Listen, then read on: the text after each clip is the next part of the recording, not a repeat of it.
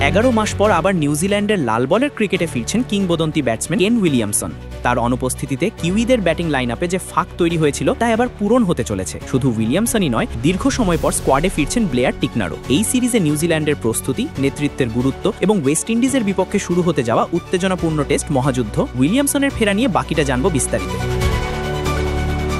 11 মাসের বিরতির পর নিউজিল্যান্ডের টেস্ট দলে অভিষেক ঘটছে তাদের কিংবদন্তি ব্যাটসম্যান কেন উইলিয়ামসনের। শেষবার তিনি লাল বলের ক্রিকেটে খেলেছিলেন ইংল্যান্ডের বিপক্ষে 2024 সালের ডিসেম্বরে। সেই ম্যাচের পরে দীর্ঘ বিরতি নিয়েছিলেন কেন এবং এবার ওয়েস্ট ইন্ডিজের বিপক্ষে 3 ম্যাচের টেস্ট সিরিজে আবার কিউইদের হয়ে মাঠে নামবেন। নিউজিল্যান্ড ক্রিকেট বোর্ড ওয়েস্ট ইন্ডিজের প্রথম টেস্টের জন্য 14 সদস্যের দল ঘোষণা করেছে। এখানে ফিরে এসেছেন উইলিয়ামসন। তার সঙ্গে দীর্ঘদিনের অনুপস্থিতি কাটিয়ে স্কোয়াডে জায়গা পেয়েছেন ব্লেয়ার টিকনার। প্রায় 2.5 বছরের বেশি সময় পর ফিরে আসা এই পেসারও কিউই দলের শক্তি যোগ করবেন। তবে এখনও লাল বলের ক্রিকেটে ধীরে ধীরে ফিরছেন কাইল জেমিসন। পিঠের চোট পুরোপুরি সেরে উঠতে সময় নিচ্ছেন তিনি। স্কোয়াডে রয়েছেন জ্যাকব ডাফি এবং জ্যাক ফোক্স। ফোক্সের কথা বিশেষভাবে উল্লেখযোগ্য, কারণ জিম্বাবুয়ের বিপক্ষে অভিষেকে 9 উইকেট নেওয়ার পরও তিনি এবার নিজের জায়গা ধরে রেখেছেন। এছাড়া ওয়ানডে সিরিজে চোটে পড়া ড্যারিল মিচেলও পুরোপুরি সেরে টেস্ট স্কোয়াডে জায়গা পেয়েছেন। ক্রাইস্টচার্চে অনুষ্ঠিত প্রথম টেস্টে অংশ নেওয়ার জন্য কেন উইলিয়ামসনের ফেরা যথার্থ সময় হিসেবে দেখা হচ্ছে।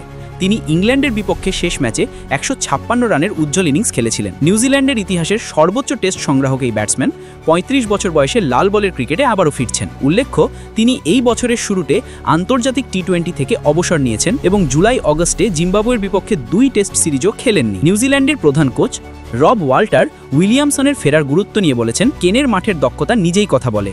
তার নেতৃত্ব এবং খেলোয়াড়ি গুণাবলী টেস্ট দলের জন্য বড় সম্পদ।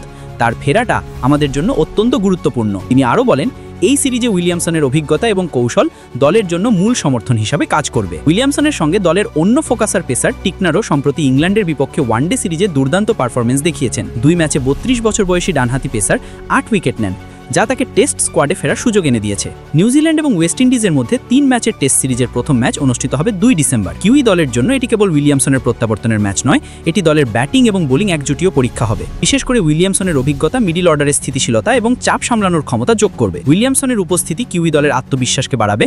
ওয়েস্ট ইন্ডিজের বিপক্ষে সিরিজটি কেবল 2 দলের মধ্যে লড়াই নয়, এটি নিউজিল্যান্ডের ক্রিকেটীয় শক্তি ও নেতৃত্বের পরিমাপও হবে। ক্রাইস্টচার্চের মাটিতে কিউই দল আশা করছে তার অভিজ্ঞতা নতুন ব্যাটসম্যানদের মানসিক চাপ কমাতে এবং গুরুত্বপূর্ণ মুহূর্তে সঠিক সিদ্ধান্ত নিতে সহায়তা করবে। নতুন পেসারদের মধ্যে ব্লেয়ার টিকনার এবং ফোক্স দলের বোলিং বিভাগে স্থিতিশীলতা যোগ করবেন। পেসার কাইল জেমিসনের ধীরে ধীরে ফেরার পরিকল্পনা থাকলেও তার অনুপস্থিতিতেও কিউইতে বোলিং আক্রমণ শক্তিশালী থাকবে।